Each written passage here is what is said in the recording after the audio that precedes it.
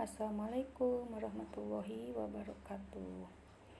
Baik, kita lanjutkan minggu lalu, yaitu tentang bentuk dan prinsip kedaulatan negara Republik Indonesia. Tujuan pembelajarannya masih sama. Ya, sebagaimana yang sudah dijelaskan minggu lalu, bahwa Indonesia menganut teori kedaulatan rakyat. Kedaulatan rakyat sama artinya dengan demokrasi. Nah, demokrasi di Indonesia menggunakan demokrasi Pancasila dengan asas atau prinsip utamanya adalah pengambilan keputusan melalui musyawarah mufakat. Musyawarah mufakat itu apa? Di antaranya pada saat pengambilan keputusan itu mufakat. Mufakat itu suara bulat. Nah, nilai lebih dari demokrasi Pancasila antara lain adanya penghargaan terhadap hak asasi manusia dan hak minoritas. Kemudian tidak mengenal dominasi mayoritas ataupun tirani minoritas. Sebenarnya masih banyak kelebihan dari demokrasi Pancasila, apalagi dibandingkan dengan demokrasi liberal atau demokrasi komunis. Misalnya dalam segi agama, demokrasi Pancasila, agama ikut serta mengatur ya, tidak terpisah dengan kehidupan bernegara. Salah satu buktinya ada dalam Pancasila sila 1, yaitu ketuhanan yang Maha Esa. Kalau demokrasi liberal itu antara agama dan kehidupan negara terpisah, yang disebut dengan sekuler. Sementara dalam komunis ini sangat jauh sekali dengan Indonesia, yaitu komunis itu tidak mengenal adanya Tuhan atau ateis ya. Nah, lebih lengkapnya kalian bisa lihat perbandingan demokrasi Pancasila dengan demokrasi liberal dan demokrasi sosialis atau komunis ya, ada di halaman 63. Berikutnya, pelaksanaan demokrasi di Indonesia itu dilaksanakan dengan dua cara, yaitu langsung dan tidak langsung. Pelaksanaan yang langsung contohnya adalah pelaksanaan pemilihan presiden dan wakil presiden, kemudian gubernur dan wakilnya, bupati atau wali kota, sampai kepada pemilihan kepala desa. Nah, yang tidak langsung adalah kita memilih wakil rakyat ya, sebagai penyampai aspirasi rakyat ya, yaitu mereka yang nantinya akan duduk di DPR, DPD, dan DPRD 1 dan 2. DPR dan DPD itu untuk tingkat nasional ya, dipilih pada saat pemilu. Begitupun anggota DPRD 1 dan 2.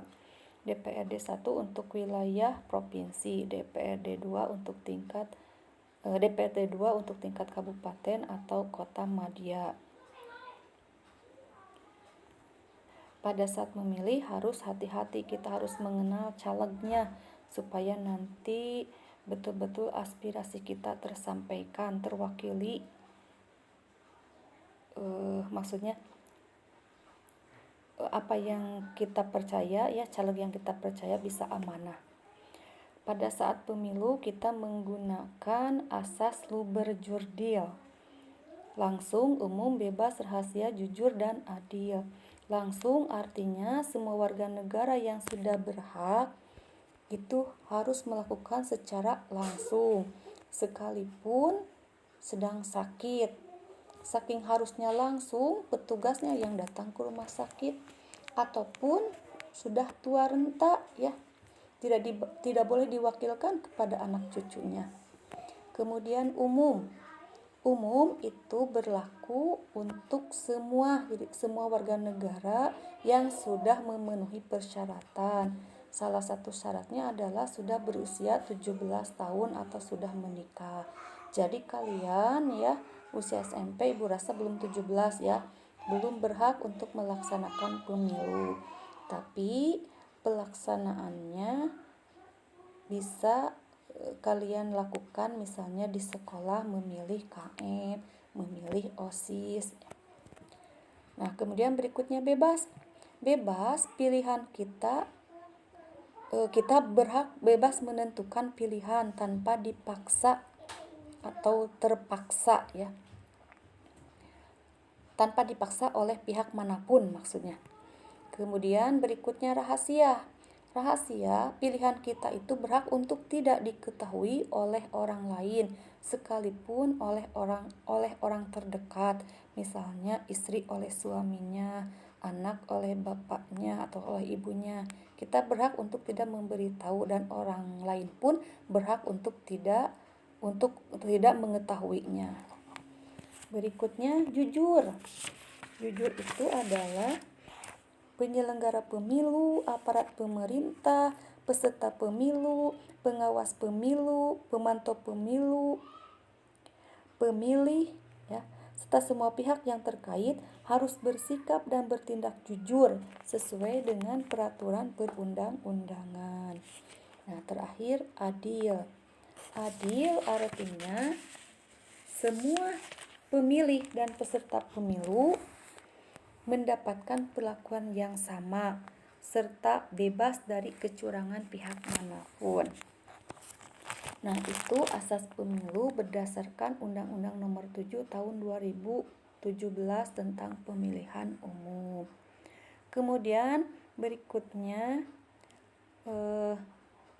bukti-bukti atau dasar hukum keterlibatan rakyat sebagai pelaksana kedaulatan rakyat. Ini bisa dilihat ya dalam pengisian keanggotaan MPR, ya.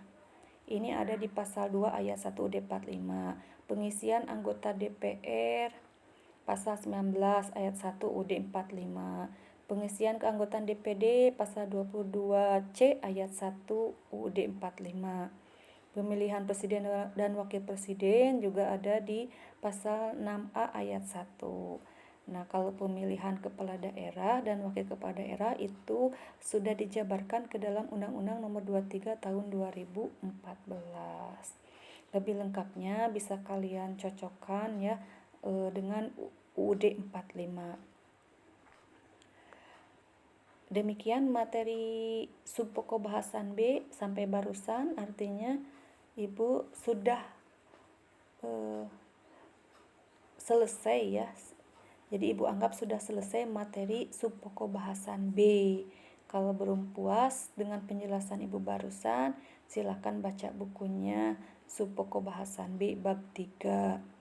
Atau bisa googling lah seperti biasa. Kemudian jangan lupa kerjakan tugasnya. Ini tugasnya ada 4 soal. Ya. Ditulis dulu, kemudian kerjakan. Kalau sudah selesai, seperti biasa kirim via WA. Sampai di sini, mudah-mudahan bermanfaat. Tetap semangat. Terima kasih. Wassalamualaikum warahmatullahi wabarakatuh.